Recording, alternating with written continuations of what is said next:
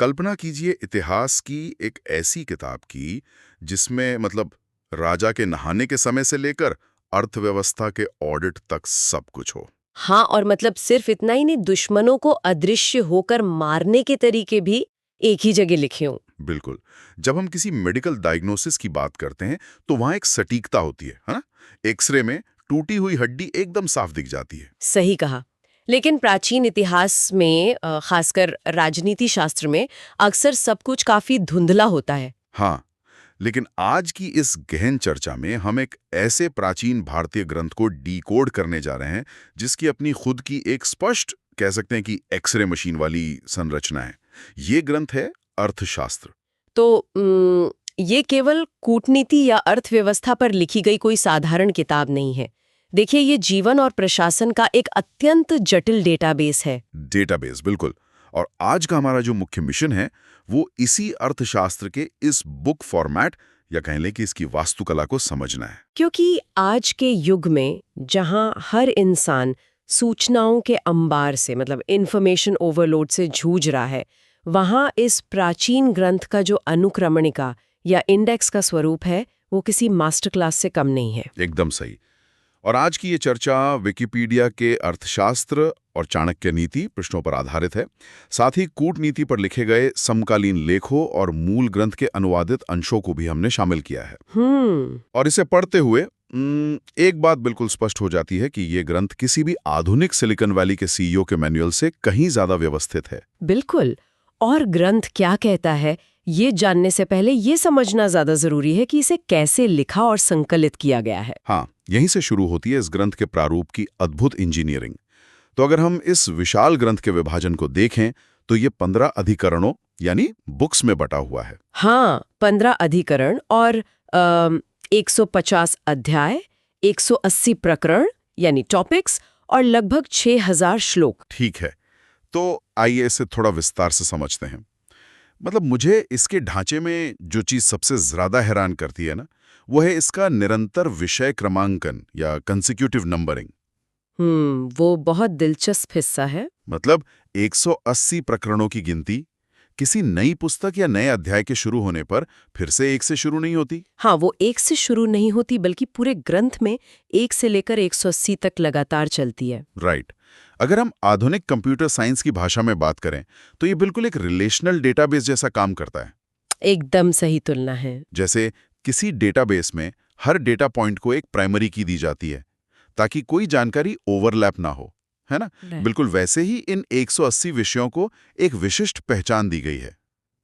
तो मैं सोच रहा था, क्या प्राचीन काल में जानकारी को इस तरह टैग करने की प्रणाली सामान्य थी? देखिए, यहाँ सबसे आकर्षक बात यह है कि ये जटिल संरचना रातों रात नहीं बनी थी। थॉमस ट्रॉटमन और पैट्रिक ओलिविल जैसे प्रमुख विद्वानों का जो विश्लेषण है, अच्छा। हाँ, उनके अनुसार अध्यायों और प्रकरणों का ये जो इतना सटीक गणितीय विभाजन है, ये बाद में किया गया एक संपादन है। मतलब ये मूल लेखा का काम नहीं था। संभावना यही है कि किसी बाद के संपादक ने एक पहले से मौजूद विशाल ज्ञान को व्यवस्थित करने के लिए ये इंडेक्स प्रणाली लागू की। अरे वाह। और पता है, इस नंबरिंग का एक बहुत बड़ा फायदा था, डेटा लॉस को रोकना। Data loss? प्राचीन काल में? हाँ, बिल्कुल। प्राचीन काल में जब ग्रंथ ताड़पत्रों पर लिखे जाते थे तो पन्नों का खो जाना बहुत आम बात थी। अब सोच कर देखिए, अगर गिनती हर अध्याय के बाद 1 से शुरू होती और कोई पन्ना खो जाता तो शायद पता भी नहीं चलता। हाँ, कोई सीक्वेंस तो टूटता नहीं। बिल्कुल। लेकिन 1 से 180 की निरंतर गिनती का मतलब है कि अगर प्रकरण 45 के बाद सीधा 47 आ जाए तो पढ़ने वाले को तुरंत पता चल जाएगा कि बीच का एक हिस्सा गायब है। ये एक प्रकार का एंटी करप्शन मैकेनिज्म था। ये तो वाकई कमाल की सोच है। मतलब जानकारी को सुरक्षित रखने का क्या बेहतरीन तरीका है। और केवल नंबरिंग ही नहीं, इस ग्रंथ के प्रारूप में एक और सिंटैक्स कोड छुपा हुआ है। Syntax code? हाँ, अध्यायों का जो मुख्य प्रारूप है वो गद्य यानी प्रोज में है, जो सीधे और स्पष्ट वाक्यों में चलता है। लेकिन हर अध्याय के अंत में अचानक एक काव्यात्मक श्लोक आ जाता है। अच्छा, मतलब पोएटिक वर्स। हाँ, ये ऐसा लगता है जैसे किसी कंप्यूटर प्रोग्रामिंग में कोई कमांड लाइन खत्म होने पर सेमीकोलन लगा दिया गया हो। हाँ, ये तुलना बिल्कुल सटीक बैठती है। प्राचीन संस्कृत ग्रंथों में ये एक स्थापित शैली थी, लेकिन अर्थशास्त्र में इसका बहुत ही सुनियोजित इस्तेमाल हुआ है। पढ़ते समय जैसे ही गद्य से पद्य यानी कविता की ओर बदलाव होता है, ये पढ़ने वाले के दिमाग को बिना कुछ कहे ये संकेत दे देता है कि विचार पूरा हो गया है और अध्याय समाप्त हो रहा है। मतलब ये एक मानसिक मार्कर का काम करता है। बिल्कुल। और संरचना की ये सनक यही नहीं रुकती। मतलब मैंने पढ़ा कि ग्रंथ की 15वीं पुस्तक यानी आखिरी अधिकरण पूरी तरह से एक ग्रंथ की योजना पर आधारित है। हाँ, the plan of treatise. Right. ये पूरी की पूरी किताब सिर्फ ये समझाने के लिए लिखी गई है कि इस पूरे अर्थशास्त्र को 32 पैराग्राफिकल डिवीजनों में कैसे पढ़ा और समझा जाए। मतलब एक मैनुअल को पढ़ने के लिए अंत में एक और मैनुअल दिया गया है। यही वो संरचनात्मक इंजीनियरिंग है जो ज्ञान को सिर्फ डंप करने के बजाय उसे रिट्रीवेबल बनाती है। यही बताता है। सही बात है। ये बताता है कि अर्थशास्त्र के जो संकलक थे वो केवल ज्ञान नहीं बांटना चाहते थे, बल्कि वे चाहते थे कि आने वाली पीढ़ियां उस ज्ञान को सही तरीके से डिकोड कर सकें। तो अब जब हमने इस एक्सरे मशीन के हार्डवेयर को समझ लिया है, तो देखते हैं कि इसके अंदर स्कैन क्या हो रहा है। इस बेहतरीन ढांचे के भीतर सबसे अधिक स्थान किस विषय को दिया गया है? ये एक बहुत ही अहम सवाल है। क्योंकि दिलचस्प बात यह है कि ग्रंथ का सबसे बड़ा हिस्सा बाहरी युद्धों को नहीं, बल्कि आंतरिक प्रशासन और राज्य के सूक्ष्म प्रबंधन यानी माइक्रो मैनेजमेंट को समर्पित है। हाँ, अधिकरण 2, जिसे अध्यक्ष प्रचार कहा गया है, ये पूरे ग्रंथ की सबसे बड़ी पुस्तक है, जिसमें 1285 वाक्य और 36 अध्याय हैं। बाप रे। हाँ, और ये हिस्सा किसी भी राज्य की अर्थव्यवस्था की रीढ़ है। इसमें कृषि, खदानों, व्यापार, जहाज़ों और यहाँ तक कि मनोरंजन और वेश्याओं के अध्यक्षों के लिए भी बेहद विस्तृत नियम बनाए गए हैं। मतलब राज्य की अर्थव्यवस्था का एक भी हिस्सा ऐसा नहीं है जिस पर किसी अधिकारी की नियुक्ति न की गई हो। बिल्कुल नहीं, सब कुछ कवर्ड है। और ये सूक्ष्म प्रबंधन केवल प्रजा तक सीमित नहीं था। राजा की अपनी जिंदगी भी इसी मशीन का एक पुर्जा थी। पुस्तक 1 में राजा की दिनचर्या का जो विवरण है ना, वो चौंकाने वाला है। हाँ, वो 8 हिस्सों वाला रूटीन। राइट। राजा के दिन और रात को 8-8 हिस्सों में यानी लगभग 1.5 घंटे के स्लॉट में बांटा गया है। स्नान कब करना है, जासूसों से कब मिलना है, हाथियों और घोड़ों का निरीक्षण कब करना है, सब कुछ तय है। रात के पहले हिस्से में जासूसों से रिपोर्ट लेनी है और तीसरे हिस्से में ही सोने जाना है। मतलब एक आधुनिक सीईओ का कैलेंडर भी शायद इतना भरा हुआ नहीं होता। बिल्कुल। लेकिन यहाँ एक बड़ा सवाल उठता है, क्या इस हद तक सूक्ष्म प्रबंधन वास्तव में काम करता था? एक इंसान के लिए हर रोज घड़ी की सुई के साथ ऐसा जीवन जीना व्यावहारिक रूप से असंभव लगता है। क्या ये सिर्फ एक ख्याली पुलाव या कागजी योजना नहीं थी? देखिए, अगर हम इसे व्यापक संदर्भ से जोड़कर देखें तो इसके पीछे की जो गहरी फिलॉसफी है वो समझ में आती है। अच्छा, कैसे? अर्थशास्त्र किसी भी तरह के आदर्शवाद या यूटोपियन फिलॉसफी पर आधारित नहीं है। ये पूरी तरह से रियलिज्म यानी यथार्थवाद पर टिका है। ये ग्रंथ ये मानकर चलता है कि इंसान स्वभाव से स्वार्थी होता है, वो गलतियां करता है। ये तो है। और बिना कड़ी निगरानी के उसके भ्रष्ट होने की पूरी संभावना होती है। मतलब उन्हें मानव स्वभाव की कमजोरियों का कोई भ्रम नहीं था? बिल्कुल नहीं। शायद इसी वजह से पुस्तक 2 में खातों के ऑडिट के लिए इतने कड़े नियम हैं। उसमें स्पष्ट लिखा है कि अगर क्लर्क समय पर अपने खातों के साथ ऑडिट के लिए तैयार नहीं है या उनके बही खातों में कोई विसंगति है तो उन पर भारी जुर्माना लगाया जाएगा। हाँ, मतलब ये व्यवस्था भरोसे पर नहीं बल्कि डर और जवाबदेही पर चल रही थी। राइट। और राजा की वो जो रोबोटिक दिनचर्या है ना, वो भी इसी यथार्थवाद का हिस्सा थी। अगर राजा खुद को एक सख्त अनुशासन में नहीं रखेगा तो वो इस विशाल नौकरशाही को नियंत्रित कैसे करेगा? सही बात है। पूरी प्रशासनिक मशीनरी के चरमरा जाने का डर ही उस सूक्ष्म प्रबंधन का असली कारण था। ये तर्क समझ में आता है कि पहले अपने राज्य की अर्थव्यवस्था और प्रशासन को मजबूत करो, लेकिन एक बार जब राज्य के अंदर का सिस्टम सुरक्षित हो जाता है, जिसका जिक्र पुस्तक 1 और 2 में है, तो ग्रंथ का विषय अचानक एक बड़ा मोड़ लेता है। हाँ, बाहरी खतरों की तरफ। बिल्कुल। ये बाहरी खतरों और उनसे निपटने के डार्क आर्ट्स की ओर मुड़ जाता है। और यहीं पर इस ग्रंथ का भू राजनीतिक चेहरा सामने आता है। पुस्तक 7 पूरी तरह से षड्गुण्य सिद्धांत यानी 6-fold पॉलिसी पर आधारित है। राइट, जिसमें 6 विकल्प दिए गए हैं। हाँ, संधि यानी शांति, विग्रह यानी युद्ध, आसन जिसका मतलब तटस्थता है, यान यानी मार्च करना, संश्रय यानी गठबंधन और द्वेधी भाव जिसका मतलब दोहरी नीति है। कूटनीति का यह हिस्सा आज भी उतना ही प्रासंगिक है।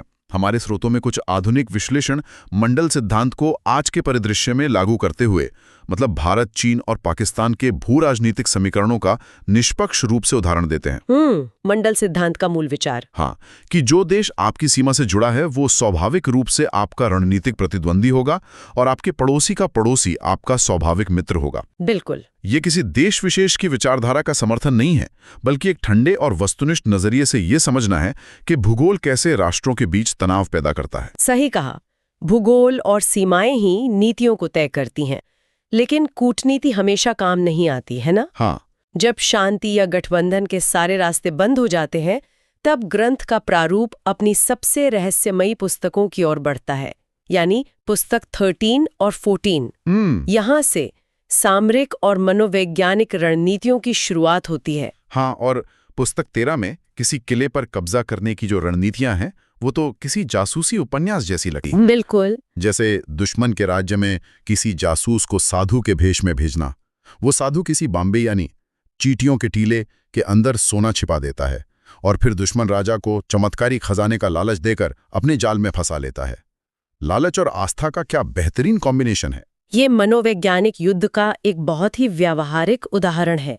दुश्मन को हथियारों से हराने से पहले उसके दिमाग को कंफ्यूज करना। लेकिन यहाँ ये विषय वास्तव में बेहद दिलचस्प हो जाता है, क्योंकि ग्रंथ का जो सबसे चौंकाने वाला हिस्सा है वो है पुस्तक 14, जिसे औपनिषदिकाधिकरण या सीक्रेट मीन्स कहा गया है। हाँ, जादू टोने वाला हिस्सा। राइट। इसमें दुश्मनों पर जादू टोने और विष के प्रयोग का जिक्र है। एक जगह तो लिखा है कि किसी ऐसे व्यक्ति की खोपड़ी जिसमें जौ के बीज और मिट्टी हो, उसे बकरी के दूध से सींचकर पहनने से इंसान अदृश्य हो सकता है। या फिर दुश्मन सेना में बीमारी या श्राप फैलाने के लिए बंदर के बाल और इंसान की हड्डी को जमीन में गाड़ देना। अब मुझे यहां थोड़ा रुकना होगा। जी बताइए। मतलब एक तरफ तो ये ग्रंथ इतना वैज्ञानिक और तार्किक है कि पुस्तक 2 में अकाउंट्स के ऑडिट के लिए आधुनिक स्प्रेडशीट जैसे नियम हैं। हाँ। और दूसरी तरफ पुस्तक 14 में बकरी के दूध से नहाई हुई जादुई खोपड़ी। क्या एक ही ग्रंथ में सटीक कराधान प्रणाली और भूत प्रेत वाले जादू का एक साथ होना बिल्कुल बेतुका नहीं लगता? क्या एक ही जीनियस दिमाग इन दोनों चीजों पर एक साथ विश्वास कर सकता है? ये विरोधाभास पहली नजर में बहुत अजीब लगता है, मैं मानती हूँ। लेकिन अगर हम इसे राज्य कला और सत्ता के मनोविज्ञान के नजरिए से समझें तो ये कोई विरोधाभास नहीं है। अच्छा। देखिए, अर्थशास्त्र के लेखक जादू या श्राप पर व्यक्तिगत रूप से विश्वास करते थे या नहीं, ये महत्वपूर्ण नहीं है। महत्वपूर्ण ये है कि उस समय का समाज और दुश्मन की सेना इन बातों पर गहराई से विश्वास करती थी। ओह, तो मतलब ये अंधविश्वास नहीं बल्कि अंधविश्वास का शस्त्रीकरण था, वेपनाइजेशन। बिल्कुल। प्राचीन युद्धों में मनोवैज्ञानिक युद्ध का बहुत अधिक महत्व था। दुश्मन सेना के मनोबल को तोड़ने के लिए उनके कैंप के पास रहस्यमयी अनुष्ठान करना, अफवाहें फैलाना। हाँ, अफवाहें फैलाना या अजीबोगरीब टोटके करना, ये सब एक सोची समझी रणनीति का हिस्सा था। जब दुश्मन के सैनिक ये मानने लगे कि सामने वाले राजा के पास अदृश्य होने की शक्ति है या वो श्राप दे सकता है, तो उनकी आधी हार तो वहीं हो जाती है ना। सही बात है। इसीलिए इन रहस्यमयी विद्याओं को ग्रंथ के प्रारूप में एक पूरा अधिकरण दिया गया।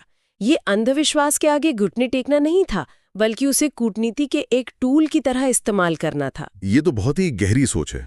तो इस सब का असल मतलब क्या है? जब हम इसे ग्रंथ में अर्थशास्त्र, कठोर नौकरशाही, जासूसी, कूटनीति और मनोवैज्ञानिक युद्ध का ये मिश्रण देखते हैं, हाँ, और साथ ही इसके 15 पुस्तकों वाली जो वो गणितीय संरचना है उसे देखते हैं, तो स्वाभाविक रूप से एक सवाल उठता है, क्या सच में एक ही व्यक्ति ने बैठकर ये सब लिख डाला था? अगर ऐतिहासिक साक्ष्यों और आधुनिक अध्ययनों को देखें तो इसका सीधा जवाब है नहीं। नहीं? हाँ, ये ग्रंथ एक दिन या एक व्यक्ति द्वारा नहीं लिखा गया। ये सदियों की एक लंबी प्रक्रिया का परिणाम है, जो शायद दूसरी शताब्दी ईसा पूर्व से शुरू होकर तीसरी शताब्दी ईस्वी तक विकसित हुआ। हाँ, थॉमस ट्रॉटमैन का एक दिलचस्प सांख्यिकीय विश्लेषण यानी स्टैटिस्टिकल एनालिसिस ने इस बात को बहुत स्पष्ट कर दिया है। बिल्कुल। उन्होंने एक ग्रंथ में इस्तेमाल किए गए च, जिसका मतलब और होता है, तथा अपि यानी भी जैसे सामान्य शब्दों की आवृत्ति और पैटर्न का अध्ययन किया। कंप्यूटर की मदद से किए गए इस विश्लेषण ने सिद्ध कर दिया कि अलग अलग अधिकरणों के लेखन की शैली में इतना अंतर है कि इसके पीछे कई अलग अलग लेखक रहे होंगे। हाँ, और इससे ये साबित होता है कि अर्थशास्त्र राज्य कला से जुड़े पुराने ज्ञान और दंड नीति के विभिन्न स्कूलों का एक संकलन है। अलग अलग समय पर अलग अलग विद्वानों ने इसमें अपना योगदान दिया। ये तो बिल्कुल प्राचीन भारत के किसी ओपन सोर्स विकिपीडिया पेज जैसा लगता है। एकदम सही। जहां कई पीढ़ियों के विद्वानों ने जानकारी को एडिट किया, नए नियम जोड़े और अपडेट किया। लेकिन इससे एक बहुत ही महत्वपूर्ण सवाल खड़ा होता है कि फिर विष्णुगुप्त, जिन्हें हम कौटिल्य या चाणक्य भी कहते हैं, उनकी भूमिका क्या थी? हाँ, उनकी क्या भूमिका थी फिर? ग्रंथ के अंत में एक श्लोक है जो स्पष्ट रूप से बताता है कि विष्णुगुप्त ने अन्य टीकाकारों की त्रुटियों को देखकर स्वयं ही इस ग्रंथ और इसकी टीका की रचना की। इसका मतलब है कि वे एक मास्टर एडिटर या कह लें कि रिडैक्टर थे। उन्होंने सदियों से चले आ रहे इस बिखरे हुए ज्ञान को लिया, उसमें अपने कड़े यथार्थवादी विचार जोड़े और उसे इस 15 अधिकरणों के शानदार ढांचे में पिरो दिया। और ये जो 15 पुस्तकों, 15 अध्यायों और 180 प्रकरणों का गणितीय ढांचा है, ये महज कोई संयोग तो नहीं हो सकता? बिल्कुल नहीं। यह प्राचीन भारतीय विद्वानों की संख्याओं और व्यवस्था के प्रति विशेष रुचि को दर्शाता है। जैसे महाभारत के 18 पर्व? हाँ, ठीक वैसे ही जैसे महाभारत को 18 पर्वों में और भगवद गीता को 18 अध्यायों में बांटा गया है। ज्ञान को इस विशिष्ट और अनुक्रमिक प्रारूप में बांधना ही वह मुख्य कारण था जिससे यह ग्रंथ सदियों तक जीवित रह पाया। मतलब इसकी संरचना ही इसकी रक्षक बन गई। एकदम सही। तो इस पूरी गहन चर्चा का जो सबसे बड़ा निष्कर्ष निकल कर आता है वो ये है कि अर्थशास्त्र केवल एक किताब नहीं है। ये ज्ञान को सहेजने का एक बेजोड़ बुक फॉर्मेट है। इसके 15 अधिकरणों में कर प्रणाली के उबाऊ नियमों से लेकर कूटनीति की बारीकियों तक और यहाँ तक कि मनोवैज्ञानिक युद्ध के डार्क आर्ट्स तक सब कुछ एक बहुत ही सटीक अनुक्रमणिका में गुथा हुआ है। 180 प्रकरणों में। राइट। आज के दौर में जब हर कोई जानकारी के अधिकता से परेशान है तो ये ग्रंथ हमें सिखाता है कि सिर्फ जानकारी होने से कुछ नहीं होता। असली ताकत उस जानकारी को स्ट्रक्चर और ऑर्गेनाइज करने में है ताकि जरूरत पड़ने पर सही डेटा तुरंत निकाला जा सके। बिल्कुल। ज्ञान का असली मूल्य उसके अनुप्रयोग में है और अर्थशास्त्र का ये प्रारूप उसे पूरी तरह से लागू करने योग्य बनाता है। लेकिन चर्चा समाप्त करने से पहले इस ग्रंथ के भीतर से एक ऐसा विचार उभर कर आता है जो हमें थोड़ा और गहराई में सोचने पर मजबूर करता है। वो क्या? पुस्तक 2 और 7 के अंदर ये बात बार बार और स्पष्ट रूप से कही गई है कि युद्ध हमेशा अप्रत्याशित और बेहद खर्चीला होता है। इसलिए एक समझदार राजा को हर हाल में युद्ध से बचना चाहिए। कूटनीति, दबाव, गठजोड़, जासूसी सब आजमा लेना चाहिए और सैन्य बल का प्रयोग केवल आखिरी विकल्प होना चाहिए। ये यथार्थवाद का चरम है जहां कोई झूठा गौरव नहीं बल्कि सिर्फ नुकसान का आकलन है। सही बात है।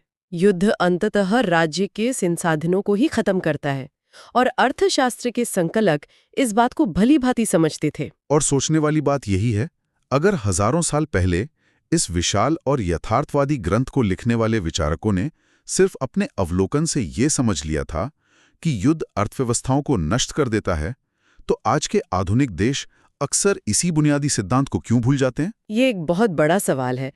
आज हमारे पास सुपर कंप्यूटर हैं, ऐतिहासिक डेटा है, आर्थिक मॉडल्स हैं, फिर भी युद्ध लड़े जा रहे हैं। क्या तकनीक के बदलने से इंसान की मूल प्रवृत्तियां बदल जाती हैं या हम आज भी उसी प्राचीन भूल भुलैया में फंसे हैं? यह एक ऐसा विचार है जिस पर खुद चिंतन किया जाना चाहिए। ज्ञान को व्यवस्थित करना सिर्फ शुरुआत है, उस ज्ञान से सही फैसले लेना असली चुनौती है।